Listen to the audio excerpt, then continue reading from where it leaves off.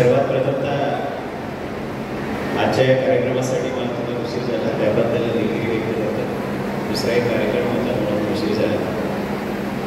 व्यासपीठावरील सर्व मान्यवर आणि उपस्थित सर्व विद्यार्थी, पेरेंट मंडळी, सर्वात प्रथमतः हा जो कार्यक्रम ऑर्गनाईज केला गेला त्या ऑर्गनायझरचे मी मनपूर्वक धन्यवाद देतो आणि त्यांचे अभिनंदन करतो.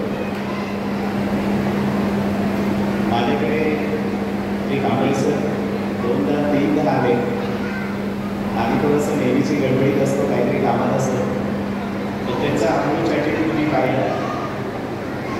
तेव्हा पहिल्यांदा विचारलं की सर रविवारी कार्यक्रम आहे. मी म्हटलं मी गावी जाणार आहे आईवडिलांकडे. परत ते दुसऱ्यांदा म्हणे काही करून तुम्हाला यायला आहे. मग मी म्हटलं मी उद्या कुठे असेल रात्री 12 वाजता मला फोन करा, मग मी तुम्हाला सांगतो. त्यांनी बरोबर 12:15 परत लावलं. मी ज्यावेळी सांगली की इचलकरंजी कुठेतरी वाडीमध्ये होतो, ते त्यांच्या ॲटिट्यूड अप्रोच असं होतं की मी काही करून आलं पाहिजे आणि ऑर्गनाईज करणं खूप अवघड जातं. या सगळ्या ॲक्टिव्हिटी सगळ्या पेरेंट्सला बोलवणं, मुलांना निरोप देणं, आमच्यासारखे प्रमुख पाहुणे बोलवणं. पाहुणे असे काही वाटतात की खूपच काम आहे, ते इतका बिझी आहे की जगामध्ये माझ्यासारखं कोणी बिझी नाही. त्यावेळेला फोन करणार, बिचारे घरी येणार, ऑफिसला येणार, तरी म्हणणार मी येईल, उद्या येईल, परवा येईल. अशा अवस्थेत ऑर्गनाईज करणं आजकाल खूप अवघड आहे. मागे बसणं, ऑर्गनायझेशनबद्दल शंका व्यक्त करणं किंवा या कार्यक्रमाबद्दल त्रुटी काढणं हे तर कोणालाही जमतं. खऱ्या अर्थानं तुम्हाला सगळ्यांना निरोप देणं, मुलांना घेऊन यायला सांगणं, इथली सगळी अरेंजमेंट करणं, टेबल खुर्च्या 17-30 माईक स्पीकर बंद पडते, चालू होते, प्यायचं पाणी आणून करून त्या सगळ्या ॲक्टिव्हिटी असतात. त्यामुळं मी पहिल्यांदा मनापासून ऑर्गनायझरचं अभिनंदन करतो. आणि मला वाटतं दुसऱ्याबद्दल टाळ्या वाजवायला सुद्धा खूप मोठं मन लागतं. हातबंद तर कोणी बसू शकते. मला वाटतं टाळ्या वाजवाव्यात अशी माझी अपेक्षा आहे. मला वाटतं असं सांगितलं टाळ्या वाजवल्या की त्याचे काही उपयोगाचे नाही. परत एकदा वाजवा, मनापासून वाजवलं तर बरं आहे.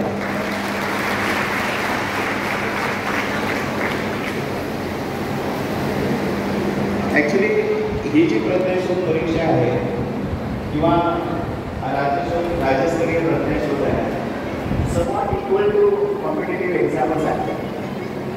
त्याच्यातून बेसिक फंडामेंटल्स लँग्वेजेस आहेत. सायन्स असेल, इतिहास असेल, हिस्ट्री असेल, बाकी IT असेल, मॅथमॅटिक्स असेल, GK असेल, या ॲक्टिव्हिटीमधून ताबूत सुद्धा तो मुलगा बाहेर काढला जातो. त्याला बेसिक फंडामेंटल ट्रीटमेंट दिली जाते. त्यामुळे बेसिकली एखादा व्यक्ती तयार करणं, मुलगा तयार करणं, मेरिट नॉन मेरिट सोडून द्या, होत जातं.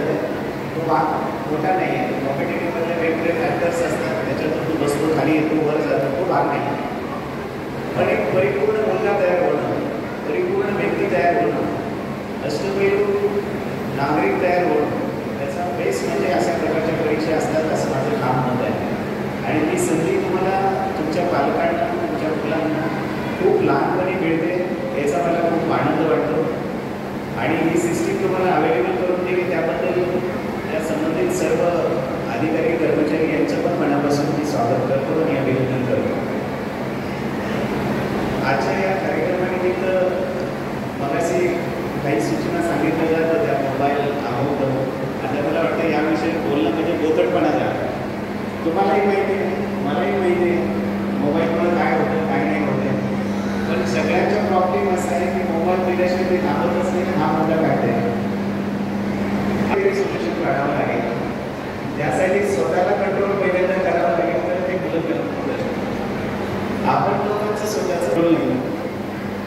परिस्थिती अशी आहे, 1 मिनिट जरी मोबाईल बघायचा राहिला तरी आपण जीव कासावी सोडतो. आपल्याला वाटतं की काय जगातला हरवलं आपल्याला काही माहीत नाही. आणि 5 मिनिटात मोबाईल नाही बघितलं तर आपल्याला भारतातच मिळणार होता, तो राहून गेला.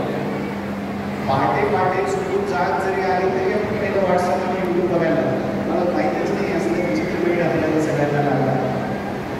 त्याच्यातल्या काही चांगल्या गोष्टी घ्यायच्या होत्या ते बाजूलाच राहिले. इतर ॲक्टिव्हिटीजच आपल्या जास्त सुरू झाल्या. विशेषतः नवीन पिढीच्या तर काय होणार आहे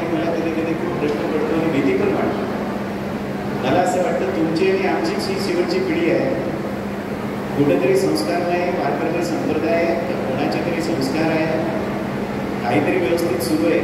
आता पुढच्या पिढ्या कशा येतील, काय येतील याचीच मला फार भयानक भीती वाटायला. पण कशी बी येऊ, ते आपलंच प्रोडक्ट आहे, त्यामुळे ते नीट करण्यासाठीच आपल्याला प्रयत्न करावा लागेल. याला दुसरा ऑप्शन नाही. म्हणून माझी तुम्हाला सगळ्यांना विनंती, या निमित्तानं 2-3 पॉईंट्सवरती मी तुम्हाला बोलतो. आपण पालक म्हणून याच्यावर थोडंसं लक्षात 2 मुद्द्यावर बोलतो. एक, तुम्ही सगळेजण आता 35-40च्या वयात आहे. काही नोकरी करत असेल, काही शेती करत असतील, काही व्यवसाय करत असतील. तुम्हाला सगळ्यांना मी एक मनापासून विनंती अशी करेन, प्रार्थना पण करेन, मोबाईल आपल्यापासून आपण पण टाळण्याचा प्रयत्न करावा. एक, गरज असेल तर ते वापरावं. दुसऱ्या सर्वात महत्त्वाचं म्हणजे आपलं आरोग्य हे थोडं सांभाळण्याच्या दृष्टीने आपण कल ठेवला पाहिजे. बहुतांश 35-40-45 सगळ्यांना शुगर आणि बीपी निघत असत. याच्यातले जर कॅल्क्युलेट केले ना, 50% शुगर बीपीवाले आहेत असतात. मला तर वाटतं 60%-70%च असतात. काहींनी चेक केलं नाही, मला वाटतं की मला काय नाही झालं, पण त्यालाही झालेलंच आहे ते. आणि चेक करायची मानसिकता बी आपली नाही. मला असं वाटतं गेल्यावर गावाला चेक करून वरती जाण्यापेक्षा लवकर चेक करून पुरी केलेलं बरं. म्हणून आपण एकदा सगळ्यांना मेडिकल चेकअप करून घ्या. काय परिस्थिती आहे बघा. त्याचे कारण सांगतो. आयुष्यामध्ये जन्मल्यापासून 40-45 वर्ष झाले, 45 गुणिले 365 दिवस झाले, आणि रोजचे आपलं जे जेवणाचा प्रकार आहे, सकाळ संध्याकाळी दुपारी